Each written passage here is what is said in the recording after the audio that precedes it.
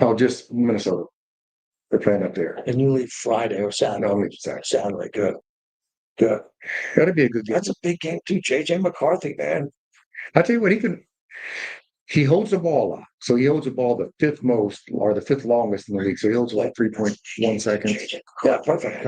Yeah. So I mean, he can get out of the pocket. He can hurt you with his feet. And then what they do on defense, it's going to be fun to watch. Yeah, that's a tough place to play. It is. What is that stuff called? What is that? Skull. All right, we ready to roll? Welcome in. All right.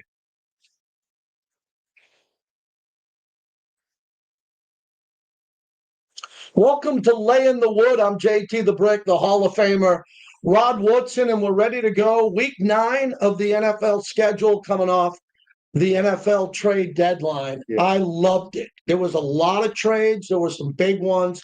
And I think this is going to be the evolution of the trade deadline. Younger GMs, coaches on the hot seat. Let's go. Let's get some trades. Yeah, I mean, most of the trades happen from first-year coaches, right? Because they looked at it, they came in and said, hey, like, you got the last guy fired.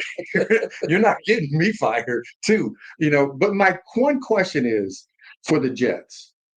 You get rid of your 2 best players to get 2 good players in the future.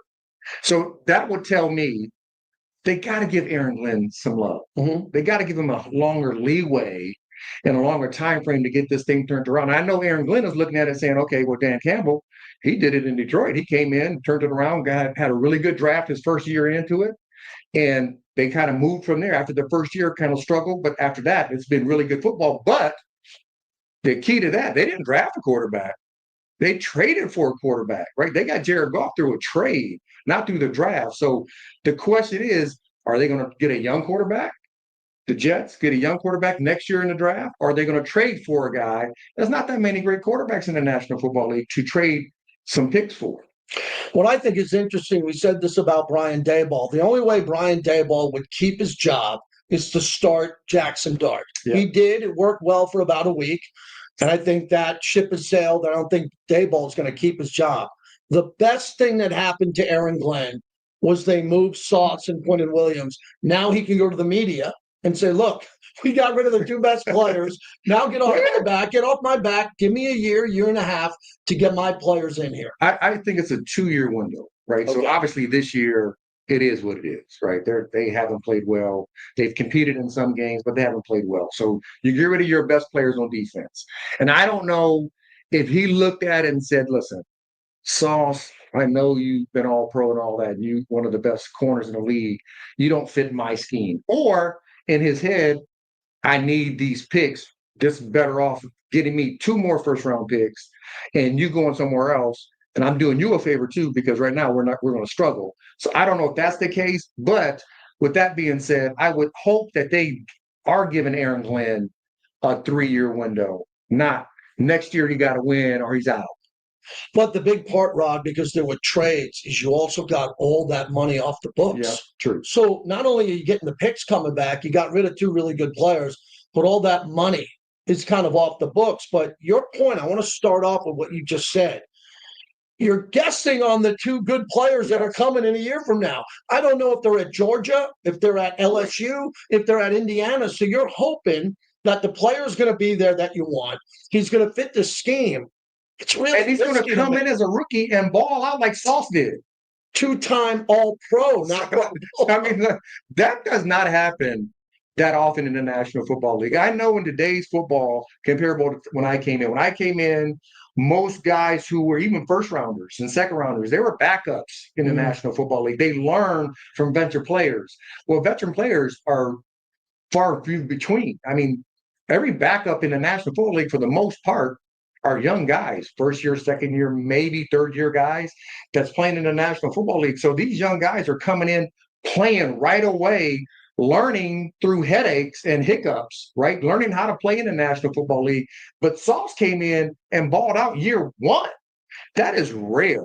So to think that you're going to find a Sauce Gardner in year 1 and he's going to ball out like that, and Quentin Williams, who was so talented and has played well for them, finding those type of talents, yes, athletically, Quentin Williams, maybe you will find somebody that athletic, that talented, but that can be that disruptive week in and week out with Sauce. I mean, so I'm just hoping. I'm saying that you get rid of your two best players, you get some draft picks. They have to give Aaron Glenn a 3-year window. I agree with that. There's no doubt we both agree on that. But let's talk about the two teams where these guys went to. We'll start with Indianapolis. They get Sauce Gardner. So if you're an Indy fan and you're sitting around as a season ticket holder, you're saying, wow, I got Jonathan Taylor. Yep. We got a really good team. And now we got a great cornerback for years to come.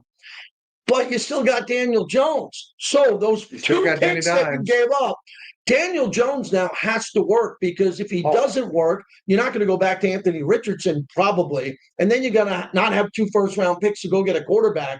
The guy who had the biggest week from week 8 to week 9 was Daniel Jones, because Chris Ballard and the new Irsay daughters basically said he's our guy going forward. They definitely said that. Yeah. You give up 2 first-round picks to get Sauce Gardner. You stuck.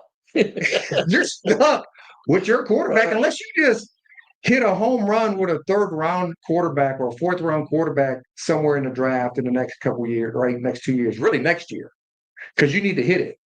And when I look at Daniel Jones, and I looked at that game this past week when they played against the Steelers defense got after him. Yeah. Made him very uncomfortable throughout that whole game. And he made some plays, but some of that old Daniel Jones came out in him. And my question is, they believe in that? Or do they believe that's a hiccup in the season? And my question is, I like what I've seen with the Colts. I just don't know if I trust him with Danny Dimes being that guy, that main guy throughout, even though he has played outstanding football this year so far. Yeah, we talked about it for the last couple of weeks that a lot of other teams could have went after Daniel Jones. They didn't. So to their credit, they got him. He's playing well. They're a playoff team, it looks like, and they bring in Sauce. So funny story. Monday night, I'm on Sirius XM Mad Dog Radio, and they're losing the Cowboys to Jacoby Brissett. And I'm watching the game develop, and in the box comes Stephen A. Smith with Jerry Jones. And I'm like, this is interesting. I go back with Stephen A. So Jerry's now really doing this wild trolling circuit stuff, has Stephen A. and media stuff, and they're getting beat. Jerry claimed after the game, because the media did a good job saying, you told Stephen A. you got a trade in place. Well, Stephen A. and Jerry talked about that before the game. They lost the game, and the media put Jerry in the scrum and said, you still going to make that trade? And Jerry said, yes. He had the Quinnen Williams deal done. He had the linebacker from the Bengals done. I got to give Jerry credit. Jerry backed it up. Jerry didn't bail out and go, well, we lost. We're 3-5-1 now. I'm going to hold back on the trade and wait for the draft. He went through. What's your opinion on that move? Listen, I think Quinnen Williams is a really good player. All right. He's very athletic. He's a big disruptor. He can stop the run and get to the quarterback also. I think Wilson's a solid linebacker. I mean, taking some of the assets that you got from the Mike Parsons trade and using it now, this early, I'm not sure. I just don't do you believe, and listen, the offense has played well for him so far. The defense has not. Now, why they have not played that well, I'm not sure. I'm not sure why the secondary has not, because Bland had a great year last year, right? Diggs last couple of years had a really good year, had good years. So why they're not playing solid football on the back end, I'm not sure. Is it because they're not getting pressure on the front end? And that's why he brought the guys in who are playing on the front side of it, Quinnen Williams and Wilson? Maybe so. And if it is, and he believes that all you got to do is have a balance and they can get over that hump and get to the winning side of football games and not the losing side, then I'm okay with the pick. But getting rid of the pick so early from the Michael Parsons deal, this early, Quinnen Williams, like I said, I believe he's a really good talent. I believe he can be disruptive. Has he shown it consistently? No. When he does show it, though, he's one of the best in the league. Well, I think it's interesting here because you lived it. This Jerry Jones move, I think, had a lot to do with time and his age. I watched Al Davis bring you in because Mr. Davis was getting older. Yeah. He wanted to take one more shot. You were a huge piece in that. along with young players and veterans and other guys that came in. What is it like when you're an owner and you're in your 80s and you had success like Mr. Davis and Jerry Jones? And Jerry said, I'm sitting here in my 80s. I want to take another shot at the Super Bowl. I'm going to go make moves. Especially with your offense playing the way they have. Because they have lit it up so far this year. They really have. Defensively, not so much. So I can see where, I just remember seeing Al Davis on the Pro Bowl practice field back in the day when the Pro wasn't in the season. And me walking by him, not making any real eye contact, but saying, hey, I'm going to be a free agent. I kept on walking. And he called me the second week of free agency and asked me if I wanted to be a Raider. Hey, Rod, do you want to be a Raider? And I'm like, yes, I do. So I'm kind of bringing me full circle. When I was 9 years old, I played for the Power Raiders. When I'm 35 years old, I started playing for the Oakland Raiders. But what I think that shows is that they know, like, the older owners, they want to have that one last shot. Absolutely. They want to say, see, I know what I'm doing. I showed everybody I got a couple early, right? But now later in my career, I can still pull the right strings and bring in the right players to put a good roster on the field. When we come back on Laying the Wood, Rod's going to talk about the team he covers, the Baltimore Ravens. Now they're starting to roll again. Lamar is back. We'll dive into Buffalo beating Kansas City. What does that say about the future of the playoffs? And the Seattle Seahawks, a team that we've been covering since our first podcast together, they made an upgrade, and they look really good as we continue on Laying the Wood. All right. See the chat. Shout out to our Twitter fans. Got 229 people in there, guys. Good. So I like what you said about the whole thing about Mr. Davis and Jerry Jones, the one last shot thing. That is really cool. Yeah. All right. Now we're on leagues. We did the Jets. Now we're going into Shaheed and Jacoby. Yeah. Shaheed. And I think one guy we talked about a lot last year, Sauce went for 2 first-round picks. The Eagles traded, I think a fifth for Jair Alexander. Yeah. So the Eagles got Phillips from the Dolphins for a third and Jair for a fifth. Mm-hmm. It's a better fit for Alexander because they play more zone. Mm-hmm. Where the Ravens was playing more man, put him in some bad spots. Right. It's not.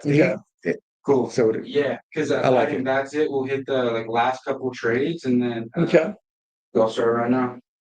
3, 2, 3. Welcome back to Laying the Wood, Week 9 edition. As we look at the standings here, Rod, we mentioned the Colts here. Are you a believer of the New England Patriots? At 7-2, they're beating everybody. Drake May is now an MVP candidate. Mike Vrabel's done a really good job. It hasn't even gotten cold in New England. And I have to admit, they lost their opening game at home to the Raiders. They've been lights out since. They have. The top 3 teams in the AFC, I'm not sure. Yeah. I'm just not sure about. Out of the 3, so out of the Colts, New England, and the Broncos, it might be the Broncos, I believe, more in than anybody else because they bring a really good defense. They can get after the quarterback. They don't have to score a lot of points. They can, he can get out of the pocket, make some plays with the feet. Talking about Bo Nix, he can throw the ball down the field a little bit, and they can run the ball halfway decent. I believe in that a little bit. Colts, I still have a question mark with Danny Dimes. I still want to see can they beat a really good team in a critical moment in the season. It's going to come down to that at the end of this year. And then when I look at New England, I'm like, yeah, you beat the Raiders. The Raiders and the Steelers. And Buffalo. And then you beat Buffalo. In Buffalo. That was a good one. But Buffalo wasn't playing good football at that time. So I'm just curious, where they really fit and how long does that energy that Mike Vrabel has brought to New England last? Because he's given it to them so far, and they've played really good football. But do I believe in them playing the best teams? Nobody wants to see Kansas City get in the postseason, and nobody wants to see the Ravens get in the postseason. Right. Those 2 teams, they get in the postseason, they're going to be very disruptive to all those teams that are in front of them right now. Well, it's interesting. I don't think that New England can hold off Buffalo. I think New England's going to be a wild card team. I think Buffalo's going to win the division. Denver's got 40 sacks, 40. No other team in football has more than 28. They play the Raiders on Thursday night. I mean, I got to give them credit. They blew up the team and ate the Russell Wilson contract. Yep. At that time, I was very critical of that.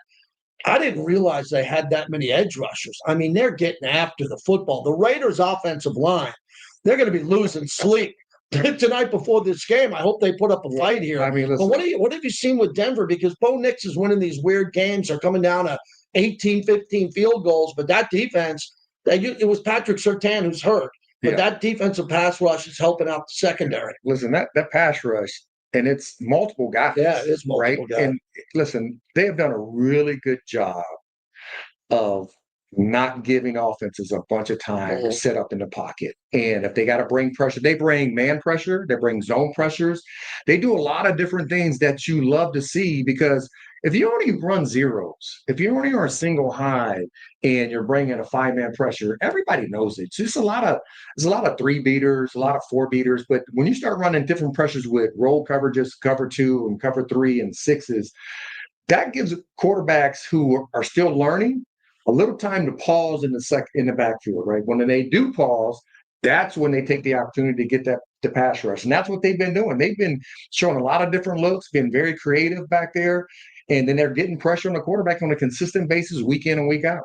2 teams. We mentioned Buffalo, your former team, the Steelers. I think they're fine. The Chargers don't have Slater and Alt. What a shame Alt went out again. I know. So they have 2 bookend tackles who are probably all pros, let alone, Pro Bowlers, let alone all pros. They're great. I don't think they survived that, but they keep winning with their coach. Jacksonville got Jacoby Myers as Travis Hunter went down. Yeah. Brian Thomas led the league in drops. I think that was a very shrewd move. I like what the Raiders got in return, a 4th and a 6th. But Jacksonville could have stand pat. They're in the playoffs. They're the 7th seed, and they added Jacoby Myers. Well, they needed it. Yeah, right. They had to. I mean, you needed it. Losing a 2-way player, how long he's going to be out, really don't know. But you need somebody to take that spot, and then getting a guy who, like Myers, who can come in and play right away. He's a veteran guy. He's been under the lights. He's played under the lights. He showed up under the lights, and that's what you need. And so I think that was really good. I was really good. I was with that pickup for them. I was like, oh, that's a really good pickup. Yeah, it's a shrewd move for Liam Cohen to get another weapon. Let's move to the NFC. The Eagles, we'll give them a break. They're 6-2. Baker is 6-2 here. Seattle made a move. And they bring in a wide receiver for depth there from New Orleans. I thought that was really smart. Seattle is leading the division over the Rams. Is it fair to say I think the Rams are better than Seattle? But Seattle's the 3 seed now. The Rams are the 5 heading into week 9. Yeah, I don't know if – I mean, I like the Rams. But Seattle's played really good football. And Sam Darnold was in Minnesota. We all was like, is it a one-year wonder? He goes over there. He is balling out. I mean, the way he played last week, I mean, he put up a bunch of points in the first half against a really good football team. And so for me, I like Seattle over the Rams. And even though, hey, Quentin, I'm sorry, bro. I love him. I've been on Quentin Lake since he's been a baby. But I just like Seattle. I like the way they're playing. I know the defense and the secondary still has to come around a little bit, but I like just what Sam Darnold is doing consistently week in and week out. The way he has reinvented himself the last 2 years has been amazing. Niners have the easiest schedule in football. They better be careful here because Seattle and the Rams are ahead of them. And the Niners, if they didn't have the issue with Brock Purdy, tell our viewers what this turf toe is all about. You're a great track star and an NFL Hall of Famer. I talked to other people along the way who told me that turf toe is so brutal to come back from. Why is it taking Brock Purdy so long? I'd never had turf toe, but to my guys who've had it, they're like, it's this little ligament on the big side of your foot, on the big toe, that when you bend it, this pain just shoots up your leg. Yeah. And it's hard for me to even imagine, but they said you can't get on your toes, you can't run, you got to walk flat-footed, you need that metal plate in your foot. It's one of those things that it's hard to come back from, and it's hard to stay off your feet. Yeah, they're in the walking boots and all that stuff, and they're doing the treatment. But for that thing to heal, for ligaments to heal, it takes time. It takes like 6 to 8 weeks for a real ligament. I mean, like, well, say this thing, if you had that same ACL, like you had a strain or MCL strain, how long it takes? It's that same thing. It's in your toe, and that's what you run on. So it's for me, man. I tell you what, to come back from it, you hope that he does, and he can come back this year. But luckily for them, they got Matt Jones. Matt Jones has played solid football. One more quick one. How do the Packers lose at home to Carolina? Man, I don't even. They already have a tie. They already have a tie, and they lost to Carolina. I picked the Packers to win the NFC. My Super Bowl pick is Buffalo over Green Bay. Green Bay still 5-2-1. Yeah, I do. But they lose their tight end. They lose their tight end for the year. So they're in a situation. I thought that they could make a trade. The one team I thought around trade deadline that needed to make a move was Green Bay, and they didn't. Yeah, I'm a little bit worried about my Packer pick. Yeah, when I watched Green Bay play, especially defensively, they play a lot of zone, a lot. They kind of keep everything in front of you. They don't make a lot of plays on the ball per se. Offensively, if they're not running the football consistently, their play passes really doesn't matter, right? And I think that's the key thing is like taking that pressure off of Love consistently, where he doesn't have to make all these big throws in games, where it can be a 5-yarder, 6-yarder, 7-yarder, 8-yarder. But defensively, I was a little disappointed. I thought I was going to see more out of him, even though they got Parsons there and he does some spot splash plays. They still play that soft zone and allow teams to kind of move the ball when they have to. When we come back on Lay in the Wood, we'll take a look at some of the games coming up for Week 9. We'll get some of Rod's predictions on that. And I'm going to ask Rod, is there any good football left on Sunday? With Sunday night football, Thursday night football, Monday night football. It's every day, except Tuesday? And the quality, you want to talk about the quality of football and coaching. Don't miss that when we come back on Lay in the Wood. All right. Give me that water quick to get a chance to take it. Wrap up the chat. Thanks everybody with the chat. What is this? Morning. Always product.